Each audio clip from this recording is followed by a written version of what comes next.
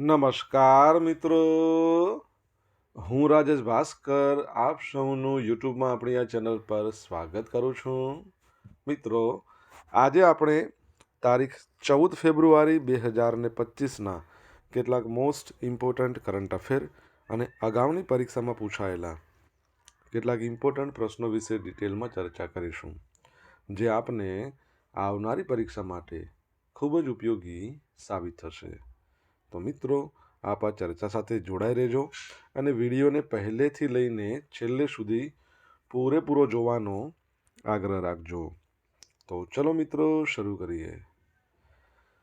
શરૂઆત કરતાં પહેલાં જણાવી દઉં કે જો તમારે આપણી આ યુટ્યુબ ચેનલને સબસ્ક્રાઈબ કરવાનું બાકી હોય તો ચેનલને સબસ્ક્રાઈબ કરજો, નોટિફિકેશન બેલ આઇકોનને પ્રેસ કરીને, અને જો તમને વિડીયો પસંદ આવે તો વિડીયોને લાઈક કરજો અને તમારા જેટલા પણ મિત્રો હોય એ બધા મિત્રો જોડે આ વિડીયોની લિંકને શેર કરજો. તો શરૂઆત કરીએ. સૌ પ્રથમ જોઈશું અગાઉની પરીક્ષામાં પૂછાયેલા સામાન્ય વિજ્ઞાનના પ્રશ્નો, જેના જવાબો તમારે મને કમેન્ટ બોક્સમાં લખીને જણાવવાના છે. વિડીયોના લાસ્ટમાં જ્યારે હું તમને આ દરેક પ્રશ્નના જવાબ જણાવું ત્યારે તમારે ચેક કરવાનું છે કે તમે આપેલા પ્રશ્નોના જવાબમાંથી કેટલા પ્રશ્નોના જવાબ સાચા છે, અને જેટલા પણ પ્રશ્નોના જવાબ સાચા હોય એનો આંકડો તમારે કમેન્ટમાં લખવાનો કે 10માંથી આટલા સાચા છે. ડેઇલી જીકે ટેસ્ટમાં આપણે રોજ 10 પ્રશ્નો પૂછીએ છીએ, જેમાંથી 5 પ્રશ્નો સામાન્ય વિજ્ઞાનના હોય છે. બાકીના જે 5 પ્રશ્નો છે એ ગુજરાતના ઇતિહાસના પ્રશ્નો છે. તો તમે તમારા આન્સર આપો નીચે કમેન્ટ બોક્સમાં, અને હું આજના કરંટ અફેરનો પ્રથમ પ્રશ્ન છે એની શરૂઆત કરું છું. આજનો પ્રથમ પ્રશ્ન, તાજેતરમાં કઈ યુનિવર્સિટીએ NAAC national assessment and accreditation કાઉન્સિલનો A+ ગ્રેડ મેળવ્યો છે? તો જવાબ આવશે ગુજરાત યુનિવર્સિટી. કઈ યુનિવર્સિટીએ? ગુજરાત યુનિવર્સિટીએ. તો ગુજરાત યુનિવર્સિટીએ નેશનલ એસેસમેન્ટ એન્ડ એક્રેડિટેશન કાઉન્સિલનો A+ ગ્રેડ છે એ મેળવ્યો છે. યુનિવર્સિટી દ્વારા 10 વર્ષ બાદ ગ્રેડ મેળવવા માટે NAACમાં એપ્લાય કરતાં 15 દિવસ પહેલાં ટીમ દ્વારા ઇન્સ્પેક્શન કરવામાં આવ્યું હતું. ગુજરાત યુનિવર્સિટીને A+ ગ્રેડ મળ્યો એટલે જે 20 કરોડની ગ્રાન્ટ મળતી હતી તેની જગ્યાએ હવે 100 કરોડ સુધીની ગ્રાન્ટ મળશે. આ ઉપરાંત વિદ્યાર્થીઓને પણ એડમિશનમાં અને જોબ ઓફરમાં લાભ થશે. ગુજરાત યુનિવર્સિટીએ તો A++ ગ્રેડ માટે તૈયારી કરી હતી, પરંતુ વિદ્યાર્થી દીઠ ફેકલ્ટીમાં ઘટાડો જોવા મળ્યો. યુનિવર્સિટીએ પણ સમયસર ભરતી થઈ ન હોવાનું માન્યું હતું, અને A+ ગ્રેડ મળવાથી અગાઉ ગુજરાત યુનિવર્સિટીને PM ઉષાની પૂરી ગ્રાન્ટ મળી શકી નહોતી, તે હવે મળશે. અગાઉ 20 કરોડ સુધીની ગ્રાન્ટ મળતી હતી, હવે 100 કરોડ સુધીની ગ્રાન્ટ મળશે. આ ઉપરાંત અન્ય યોજનાઓનો લાભ પણ મળશે.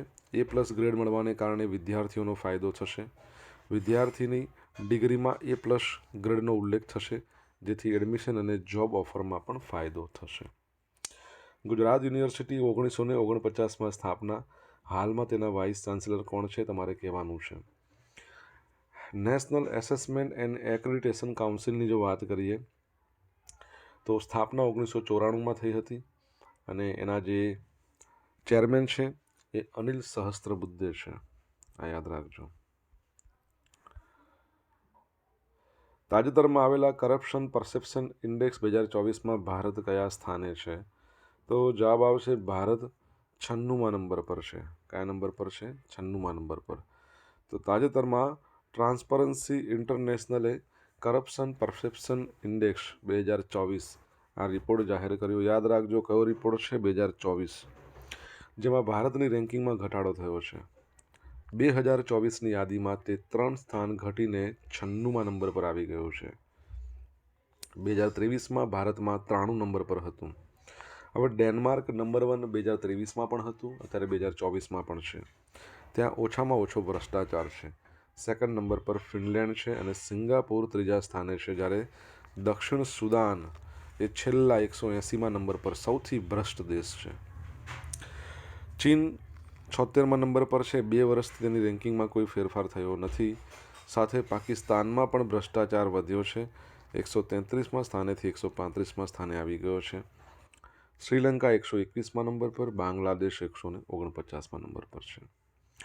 રેન્કિંગ બનાવવા માટે CPI જાહેર ક્ષેત્રમાં ભ્રષ્ટાચારના કથિત સ્તરના આધારે 180 દેશો અને પ્રદેશોને રેન્કિંગ આપે છે અને સ્કોર 0થી 100ની વચ્ચે હોય છે. જાહેર કરાયેલ રેન્કિંગમાં નંબર 1 પર દેશનો સૌથી ઓછો ભ્રષ્ટાચાર ધરાવે છે. 180માં નંબર પર દેશ સૌથી વધુ ભ્રષ્ટાચાર ધરાવે છે.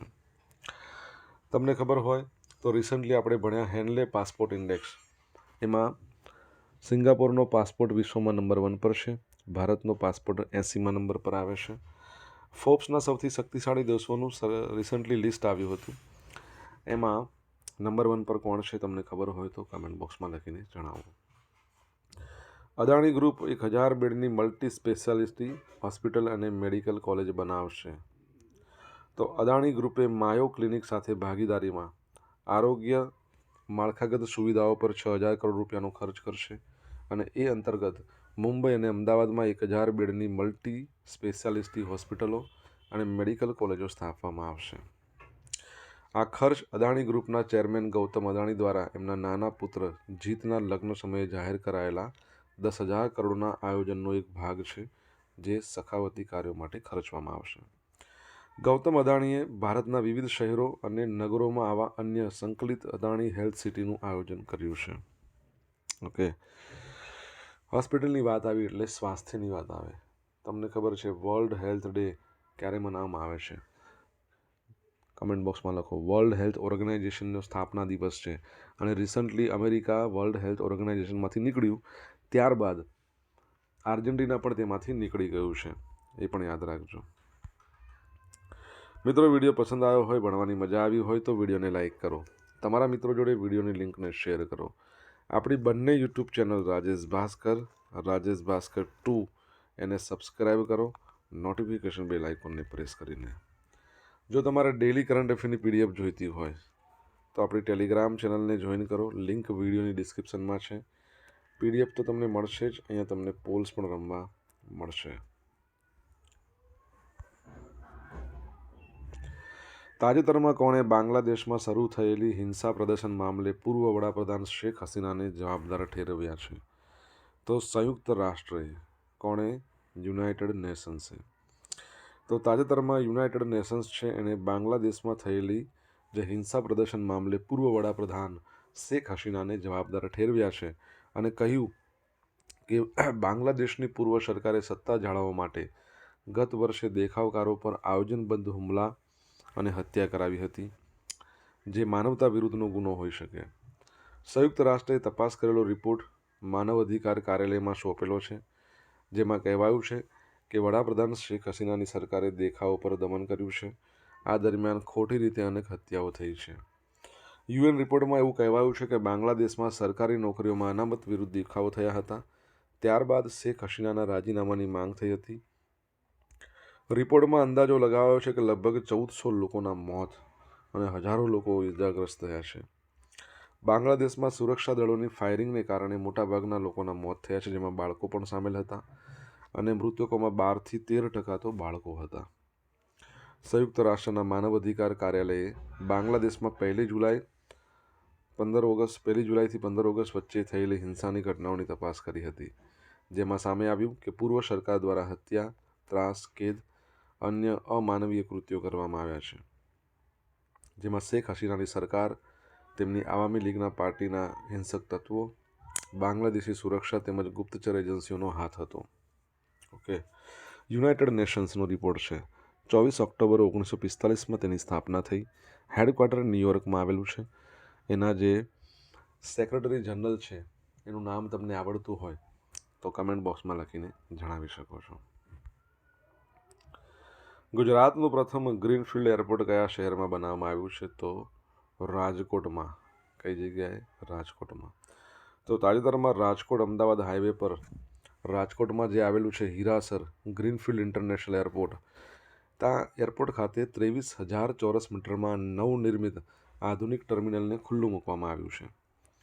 નવું ટર્મિનલ આજે પીક અવર્સ દરમિયાન 2800 મુસાફરોની સંખ્યાને ધ્યાનમાં રાખીને તૈયાર કરવામાં આવ્યું છે, જેમાં boarding gate 3 ground floor boarding ગેટથી દૂર પાર્ક કરેલા નાના એરક્રાફ્ટ માટે તૈયાર કરવામાં આવ્યો છે, જ્યારે અન્ય 2 boarding gauge passenger boarding base સાથે જોડાયેલા છે. હાલ અહીંયા 450 મુસાફરો માટે બેઠક વ્યવસ્થા ગોઠવવામાં આવી છે. 12 ઇમિગ્રેશન સેન્ટર, અરાઇવલ હોલમાં 26 ઇમિગ્રેશન કાઉન્ટર ઊભા કરવામાં આવ્યા છે. 2 કસ્ટમ કાઉન્ટર બનાવવામાં આવ્યા છે. રાજકોટ નજીક હીરાસરમાં ગ્રીનફિલ્ડ ઇન્ટરનેશનલ એરપોર્ટનું ઉદ્ઘાટન વડાપ્રધાન નરેન્દ્ર મોદીના હસ્તે 27 જુલાઈ 2023ના રોજ કરવામાં આવ્યા બાદ 20 સપ્ટેમ્બર 2023થી એરપોર્ટમાં વિધિવત હવાઈ સેવાનો પ્રારંભ થયો હતો. પ્રથમ તબક્કામાં કાર્ગો બિલ્ડિંગમાં હંગામી ધોરણે ટર્મિનલ ઊભું કરીને વિમાની સેવા શરૂ કરવામાં આવી હતી. ત્યારબાદ અહીંયા કાયમી ધોરણે અત્યારે જેનું આપણે ઉદ્ઘાટન થયું છે ને, મતલબ ખુલ્લું મૂકવામાં આવ્યું છે, એ અદ્યતન ટર્મિનલ શરૂ કરવામાં આવ્યું છે, જેનું કામ શરૂ થયું હતું પણ પરિપૂર્ણ નહોતું થયું. અત્યારે લોકાર્પણ કરી દેવામાં આવ્યું છે. એરપોર્ટની વાત આવી. તમારા માટે પ્રશ્ન, નાગરિક ઉડ્ડયન મંત્રી કોણ છે કેન્દ્રમાં? ગુજરાતમાં તો કોણ છે? બલવંતસિંહ રાજપૂત છે. એન્ટી કરપ્શન બ્યુરો અમદાવાદ, એના નવા ડિરેક્ટર બન્યા છે પિયુષ પટેલ. તો તાજેતરમાં ગુજરાત સરકારના ગૃહ વિભાગ દ્વારા જાહેરનામું બહાર પાડીને 1998ની બેચના આઈપીએસ પિયુષ પરસોત્તમભાસ પટેલ એમની નિયુક્તિ એન્ટી કરપ્શન બ્યુરો અમદાવાદના ડિરેક્ટર તરીકે કરવામાં આવેલી છે. 1971માં જન્મેલા પિયુષ પરસોત્તમદાસ પટેલ પાસે ઇલેક્ટ્રોનિક્સ અને કમ્યુનિકેશનમાં સ્નાતકની ડિગ્રી છે. તેઓ અમદાવાદના વતની છે. તેમણે સુરત રેન્જમાં એડીજીપી તરીકે કામ કર્યું છે. અગાઉ 2013થી 16 સુધીમાં બીએસએફમાં ડીઆઈજી તરીકે સેવા આપી હતી. 2022માં સુરતના રેન્જ આઈજી બનતા પહેલાં ગાંધીનગર આર્મડ યુનિટના આઈજી હતા. 2023માં પિયુષ પટેલ ફરી કેન્દ્રમાં ડેપ્યુટેશન પર મોકલવામાં આવ્યા હતા. એન્ટી કરપ્શન બ્યુરો, મને કહો, જે ગુજરાતનો એન્ટી કરપ્શન બ્યુરો છે એની સ્થાપના કયા વર્ષમાં થઈ? આન્સર આવડતો હોય તો કમેન્ટ બોક્સમાં લખીને જણાવી શકો છો. એમણે બીએસએફમાં પણ કામ કરેલું છે ડીએજી તરીકે, બરાબર છે. Border security force, duty unto death એનો મુદ્રાલેખ છે. કોણ છે એના ડિરેક્ટર જનરલ? ખબર હોય તો જણાવો. સોશિયલ મીડિયાના માધ્યમથી તમે મારી જોડે કનેક્ટ રહી શકો છો. મારું ઇન્સ્ટા આઈડી છે rajesh.i.bhaskar, મારું ફેસબુક આઈડી છે RI ભાસ્કર, અને જે આપણી ટેલિગ્રામ ચેનલ છે એનું આઈડી છે રાજેશ ભાસ્કર. અહીંયા તમને ડેલી કરંટ અફેરની પીડીએફ મળશે અને પોલ્સ રમવા મળશે. જો ભણવાની મજા આવી હોય તો વિડીયોને એક લાઇક કરી દો. તમારા મિત્રો જોડે વિડીયોની લિંકને શેર કરી દો. ચેનલને સબસ્ક્રાઈબ કરવાનું બાકી હોય તો સબસ્ક્રાઈબ કરો, નોટિફિકેશન બેલ આઇકોનને પ્રેસ કરીને. તાજેતરમાં ગુજરાતમાં હાથીપગા રોગ નિવારણ માટે કેટલા જિલ્લામાં સામૂહિક દવા વિતરણ કાર્યક્રમ યોજાયો છે? તો જવાબ આવશે 3 જિલ્લામાં. તો હાથીપગાનો રોગ છે નાબૂદ કરવા માટે સરકાર દ્વારા 10થી 12 ફેબ્રુઆરી દરમિયાન માસ ડ્રગ એડમિનિસ્ટ્રેશન એટલે સામૂહિક દવા વિતરણ કાર્યક્રમનો બીજો તબક્કો હાથ ધરવામાં આવ્યો. તમને ખ્યાલ હોય તો આપણે ગઈકાલે જ ભણ્યા હતા કે ગુજરાત સહિત કેટલા રાજ્યોમાં આપણા જે કેન્દ્રીય આરોગ્ય અને પરિવાર કલ્યાણ મંત્રી છે જેપી નડ્ડા, એમણે આ માસ ડ્રગ એડમિનિસ્ટ્રેશન સામૂહિક દવા વિતરણનો કાર્યક્રમ છે શરૂ કરાયું છે. કેટલા રાજ્યો છે કહો? હવે આ 3 રાજ્યોની વાત કરી છે તો ભરૂચનું નેત્રંગ, નર્મદા એમાં નાંદોદ અને ડેડિયાપાડા, ડાંગના વઘઈના 4 તાલુકાનો સમાવેશ કરવામાં આવ્યો છે. આમાં આશરે 5.46 લાખથી વધુ નાગરિકોને હાથીપગા રોગ સામે રક્ષણ પૂરી પાડતી દવા ડૉક્ટર આપશે, જ્યારે બાકી રહેતા લોકોને 13-14 ફેબ્રુઆરીના રોજ ઘરે જઈને દવા આપવામાં આવશે. હવે 10 ફેબ્રુઆરીના રોજ નક્કી કરેલા તાલુકા વિસ્તારની તમામ 776 આંગણવાડીઓ, 748 શાળાઓ, 13 જેટલી કોલેજો, એમાં આરોગ્ય કાર્યકરોની 610 ટીમો દ્વારા 56 બૂથ પર બાળકોને દવા રૂબરૂ આપવામાં આવી.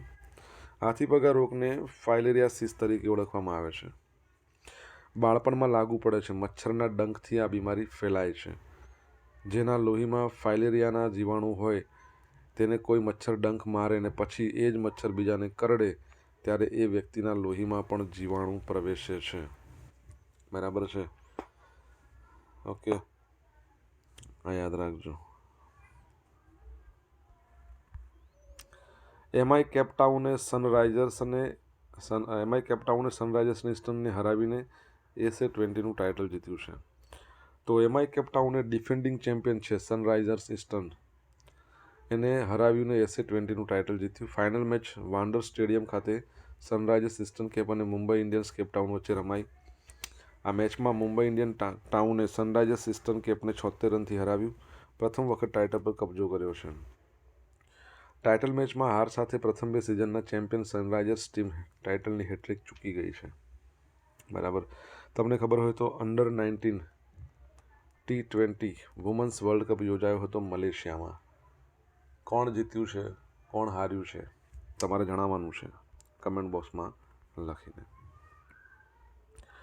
હવે મિત્રો જોઈશું અગાઉની પરીક્ષામાં પૂછાયેલા સામાન્ય વિજ્ઞાનના પ્રશ્નો. પહેલો પ્રશ્ન, ઇલેક્ટ્રોનિક ચોકબોર્ડ નીચેના પૈકી કોના માટે વપરાય છે? તો overhead projector, OHP projector. Ozone layer નુકસાન કરતું પરિબળ, ઓઝોન લેયરને કયું પરિબળ નુકસાન કરે છે? Nitrogen oxide. છોડનું કયું રંગદ્રવ્ય અલ્ટ્રાવાયોલેટ કિરણો સામે છોડને રક્ષણ આપે છે?